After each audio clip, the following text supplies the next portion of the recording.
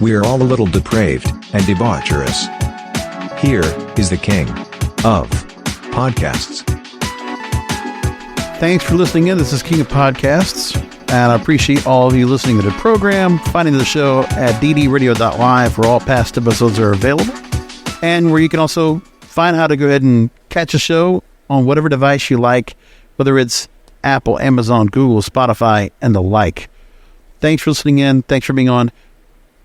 I apologize for not being here last week, but I'm going to basically call it that I was out on special assignment. So last week, or actually Thursday and Friday, and during the week I was getting things set up to go watch my alma mater, Florida Atlantic University, the Fighting Owls. They were competing this past weekend, part of March Madness, the NCAA basketball tournament. And they won 2 games at Madison Square Garden, of which I caught.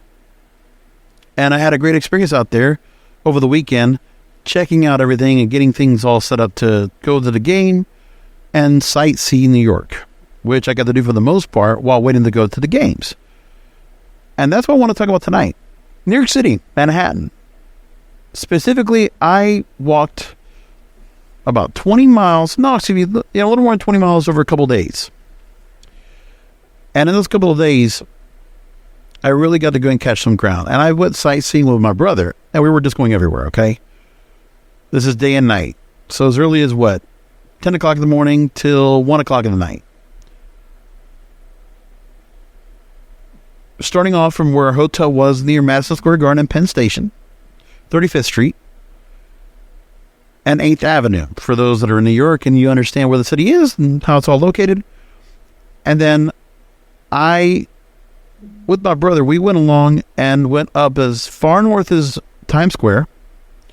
So like the West 40s, well, about West 50s, right? And as far south as Franklin Street. Because we went down to the World Trade Center, the memorial down there, Battery Park, and we went to Central Park. And got to Central Park South, Central Park West, which was fun. Among other things, saw a lot of different things when it came around to Times Square and just going up and down like the West 30s, the West 40s, the West 50s, staying between 5th Avenue and 8th Avenue. Pretty much in that vicinity throughout the most part. And while we were going out, hitting basically a couple of different pizza spots and wanted to try out, right? Or the Jaws at Times Square, went to NY Pizza Suprema right across from Madison Square Garden and Joe's of Broadway. So, we hit all the Portnoy spots. With just people watching and watching the women. And I've noticed this from the other 5 times I went to New York in the past, between 2007 and 2013. I used to go at least once or twice a year. It was amazing. I'll tell you, going to those events, either usually in March or in November. Sometimes the weather would be really great. It was one year, mid-70s in March. There was times it was in the low 30s and a mixed rain and snow in March. Or November, 40s, 50s, mild. It's in that middle ground that I can always see where when I'm a guy in Florida and I see girls either wearing bikinis or shorts or just whatever, and these days, seeing a lot more women in like the gym wear, yoga pants, leggings, everything's cotton, everything is, just comfortable, which is nice. Don't get me wrong. I love women that like to dress in all the gym clothes. They look cute. They're all like this active wear and it looks good on them. So I'm not complaining. But in New York, you really can't wear that. In New York, it is a certain look that you have to have out there. And the women that get out there in jeans and pants and dresses and just the way they are put together, it's just a different world. And I feel like with all the women I kept seeing, hundreds and hundreds of women, young, early 20s, 30s, that were just, they put themselves together so well.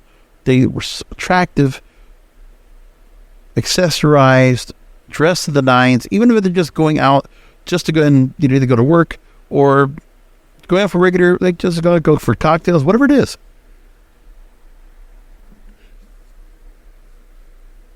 on the subway, on the street, whatever. The thing is, New York City, I feel like you could absolutely approach.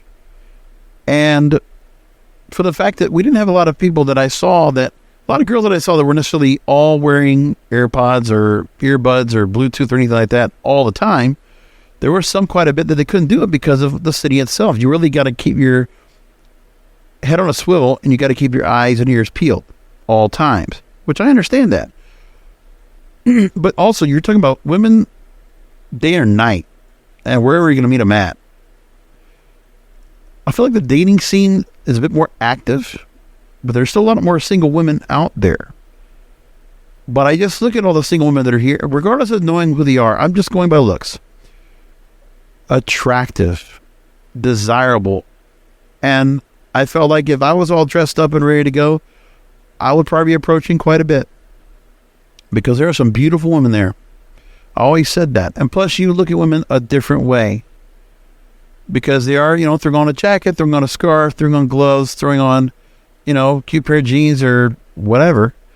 And you just look and it's just a different feel. Hair all made up, makeup because they're trying to put something on because of the weather and the elements that you're dealing with. So you really can't go out there without, you got to go and put yourself together. Plus, it's the stigma of New York and the women really need to get and look a certain way. In a professional setting or just going out because of who they're meeting, whether it's girlfriends, whether it's a guy, whether it's a same-sex partner, whatever it might be. And the effort being put out there to meet, because you can see who's not the tourist, you can see who the locals are.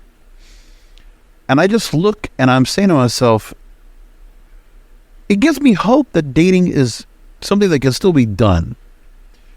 And it also shows me that that's a city that, much like Miami, is loaded with a plethora of desirable, beautiful, eligible women. Now, maybe they might have their issues with financial issues or might be very financially off. And either which way, that's going to be something that will be taken into account. We've talked about that on the program extensively. I want to take a moment to go and give a little tangent. Because of the fact that I did have to take a week off, and if you notice, I've been putting out the episodes for the last, since May of last year, right around Memorial Day. I've been putting out, and I think it was May 12th, I switched the name of the show from When I'm Not Podcasting to Depraved and Debaucherous. When I made that change, I was still putting out many episodes, sometimes 3 times a week. But now I did it twice a week. And I decided I'm not going to put that much work into all this because I feel like I do repeat a few things a little bit. And so I decided now the show is going to be a once a week format. And we'll just keep it one long form, roughly 30-minute program. I'll still continue Confessions of a Sugar Daddy because that's still a popular subject. But I'll also I want to just go and go through stories and just run through them and not go through so extensively psychology of things and all. But I still want to talk about the social structure. I want to still talk about people dating, relationships, what is being done in sex, what is being done in the vices that we enjoy. I want to continue that. But I think now it's time for me to go ahead and format the show into a 30-minute format like my other programs. Just leave it like that. And once a week. And it's only because of the fact that it's hard to make the time on the weekends or just during the week to put aside time to prepare these shows. The individual ones. And I did that for a while. Remember, I was doing one on my podcasting in that format since 2017, 2018? And it was a grind. And I think if I just go ahead and make it where 3 times a week on the YouTube channel or 3 times a week on kingofpodcasts.com and the radio network, you'll find all the content. And it'll be pretty easy for you to go ahead and catch. And it's just easier that way. You know what I'm saying? It's just easier that way to do that. And that's what I want to do going forward. I think it's the right move. So that's the plan going forward. I'm going to be doing it like that.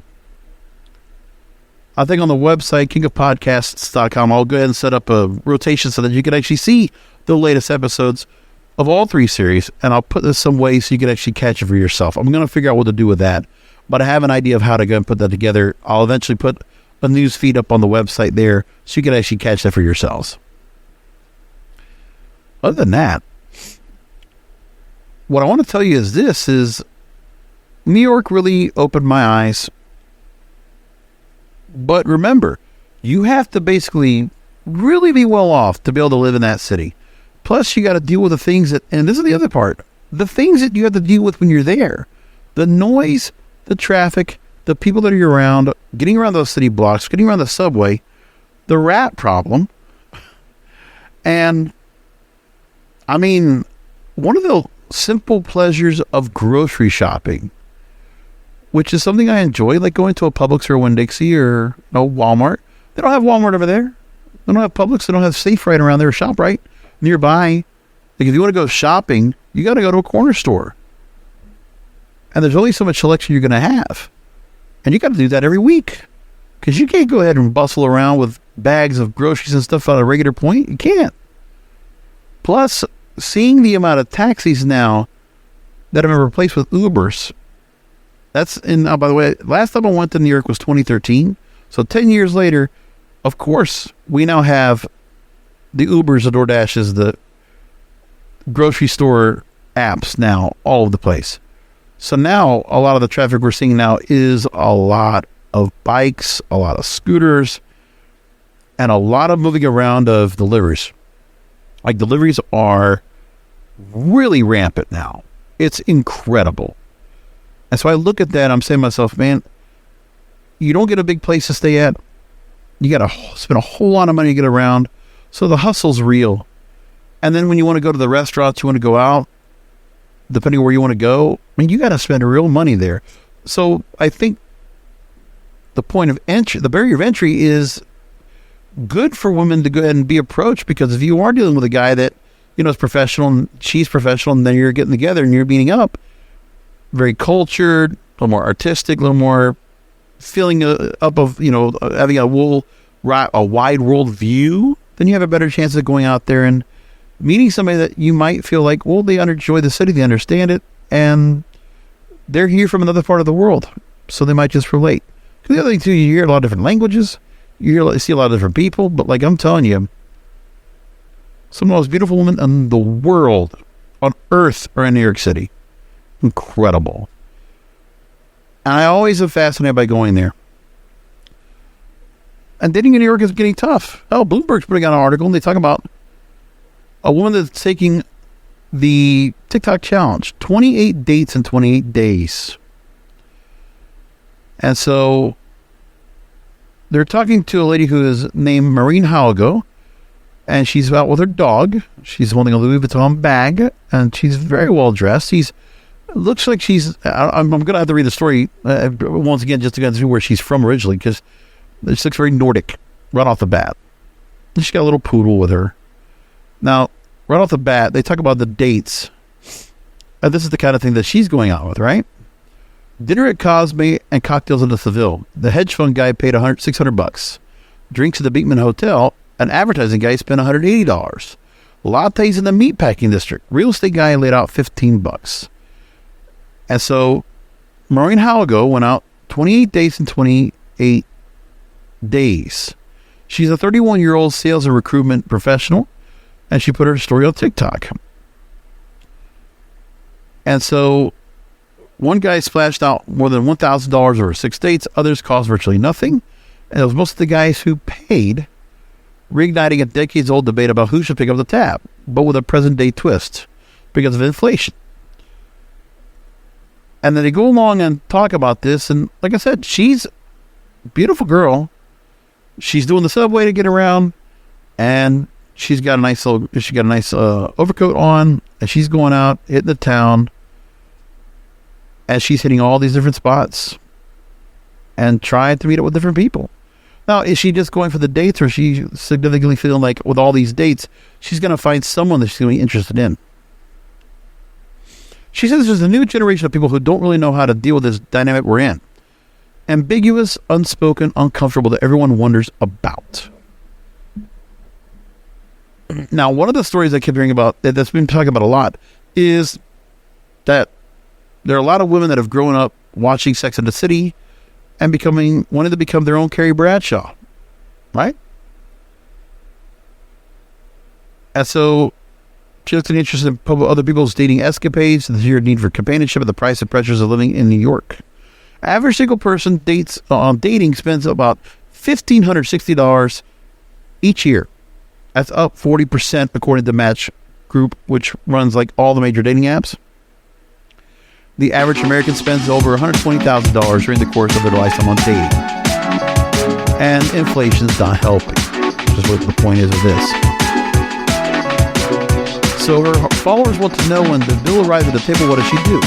She says the weight of the cost of particularly for expensive dates should fall on whoever plans it. She doesn't expect the men to pay. Wow. But most of them pick up the bill without hesitating. Not everyone agrees this should be the case. And she talks about how she has followers from European countries where a lot of times people will Venmo request the other person after a date. Even without picking the tab, the cost for women is still significant. She pays $50 to $100 per date for things like transportation, outfits, makeup, and beauty appointments. And that's the part she brings up. And there's other women that they brought up on here doing the same thing. They talked to a lady from London. And they talk about the fact that dating can be really expensive. You just have to be clever and make it work for you and your lifestyle. Yep. That's the idea. It's crazy, but that's where we're at with things now. It's fascinating. There's a story about single homeowners. Single women homeowners now surpass the amount of single men homeowners. You know that? Single women are making it on their own. And so, just to date now, we've talked about the fact that the modern woman, meaning the next Carrie Bradshaw, they want to live and aspire to be that character. As of 2023, single women made up 17% of all home buyers, single men, 9%. But couples make up 70%. But still, that's a lot in that story right there alone. There's a story from Psychology Today that also is about who's best at living single. Social support, secure attachment, valuing freedom. And associate professor of psychology at Simon Fraser University, they talked about this. And there are many factors associated with happy and successful singlehood, which includes embracing values like freedom, creativity, and trying new things. Not being interested in having a romantic partner, staying single, or having no romantic relationship experience. Good social support, quality friendship, secure attachment style, lower sexual desire, and getting older. That's the things they learned about that. And then among other things as well, is trying to understand where we are and what kind of dating we do. But we talked about that previously about goblin dating. And you can also look at just, figuring out different ways to make yourself feel better. And give you a chance on going out and meeting someone. There's a lot there to go and take in for everyone. It's a lot to just understand that being single and seeing people that are approachable, we have so many overlying factors now with whatever we're doing that we have too much to think about in our minds before we even consider dating. And that's where we are now. That's the show for tonight. I had more stuff I could bring up, but I'm going to leave it right there. Like I said, we're going to keep these episodes back to once a week, roughly on Tuesdays. Tuesday nights, going into Wednesday. And so if you're looking for my schedule of how I do the programming of the King of Podcasts Radio Network, Depraved and Debaucherous now on Tuesday nights, which I've been doing anyway, the half-hour episodes and the longer form episodes. Now they're just going to be singular episodes once a week, easy to digest. If it goes 30 minutes, it'll go 30 minutes, but most part it'll be about 15 to 30 minutes each episode. Then I have a wrestling program I've been doing forever, and the Broadcasters Podcast. Wrestling is on Wednesdays, the Broadcasters Podcast on Thursdays. And there you go. That's the program for tonight. Thanks for listening in. And remember that we are all a little depraved and debaucherous.